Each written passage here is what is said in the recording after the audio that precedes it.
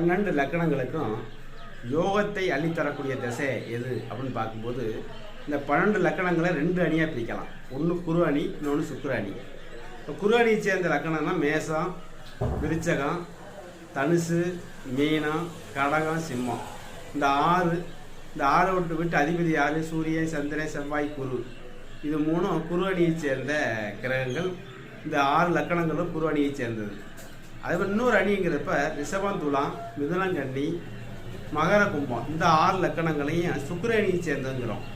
இங்கே சுக்கிரன், புதன், சனி இதான் லக்கண அதிபதிகளாக இருக்கும். ஓகேங்களா? இது சுக்கிர அணியை சேர்ந்தது. இப்போ குரு அணியை சேர்ந்தவர்களுக்கு குரு அணியை சேர்ந்த திசைகளே வந்தால் யோகத்தை கொடுக்கும். அதுமாதிரி சுக்கிர அணியை சேர்ந்தவர்களுக்கு சுக்கிர அணியை சேர்ந்த திசைகளே வந்தால் யோகத்தை அள்ளி கொடுக்கும். ஓகேங்களா? அப்போ சில நேரங்களில் குரு அணியை சேர்ந்தவர்களுக்கு சுக்கிர அணியை சேர்ந்த திசைகள் வந்தால் அதாவது அவயோகத்தை கொடுக்காம சில நேரங்களில் யோகத்தையும் அள்ளி கொடுக்கும். அது எந்த நிலையில் இருந்தால் அள்ளி கொடுக்கும் அப்படின்னா, உபசயஸ்தானமான 3, 6, 10, 11 நின்று நட்பு நிலைன்னா யோகத்தை கொடுக்கும்.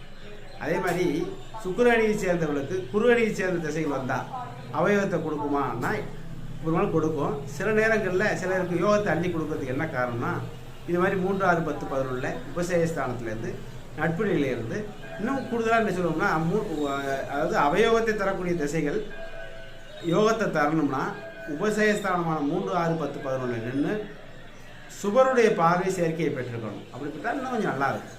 ஓகேங்களா?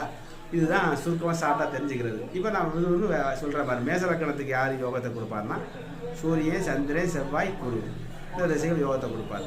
ரிஷப லக்கணத்துக்கு சுக்கிரன், புதன், சனி யோகத்தை கொடுப்பாரு. மிதுன லக்கணத்துக்கு அதே மாதிரி சுக்கிரன், புதன், சனி யோகத்தை கொடுப்பாரு. கடக லக்கணத்துக்கும் சூரிய, சந்திர, செவ்வாய், குரு தசைகள் யோகத்தை கொடுப்பாரு. சிம்ம லக்கணத்துக்கு சூரிய, சந்திர, செவ்வாய், குரு தசைகள் யோகத்தை கொடுப்பாரு. அது மாதிரி கன்னி லக்கணத்துக்கு சுக்கிரன், புதன், சனி யோகத்தை கொடுக்கும். துலா லக்கணத்துக்கும் அது மாதிரி சுக்கிரன், புதன், சனி யோகத்தை கொடுக்கும். விருச்சிக லக்கணத்துக்கு சூரியன், சந்திரன், செவ்வாய், குரு யோகத்தை கொடுப்பாரு. தனுசு லக்கணத்துக்கு அதே மாதிரி சூரியன், சந்திரன், செவ்வாய், குரு யோகத்தை கொடுப்பாரு. மகர கும்ப லக்கணத்துக்கு சுக்கிரன், புதன், சனி யோகத்தை கொடுப்பாரு. மீன லக்கணத்துக்கு சூரியன், சந்திரன், செவ்வாய், குரு யோகத்தை கொடுப்பாரு. ஓகேங்களா?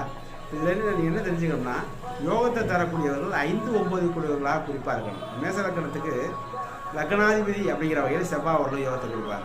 இப்போ யோகத்தை அடுத்து கொடுக்குறவர் 5 கூடிய சூரியன், அதுக்கடுத்து 9 கூடிய குரு பகவான். இப்போ 4 கூடிய சந்திரன் கூட சில நேரங்களில் அந்த கேந்திராதிபத்திய அமைப்புகளில் இருக்கும்போதோ அல்லது வேறு மாதிரி அமைப்புகளில் இருந்தால் அது அந்த யோகத்தை குறைக்கும் அப்படிங்கிறத தெரிஞ்சுக்கணும். பொதுவாக கோணாதிபதிகள் அதிக யோகத்தை கொடுப்பார். 1, 5, 9 அதிபதிகள் அப்படி ஒரு வியூவை நீங்கள் தெரிஞ்சுக்கலாம். ஓகேங்களா?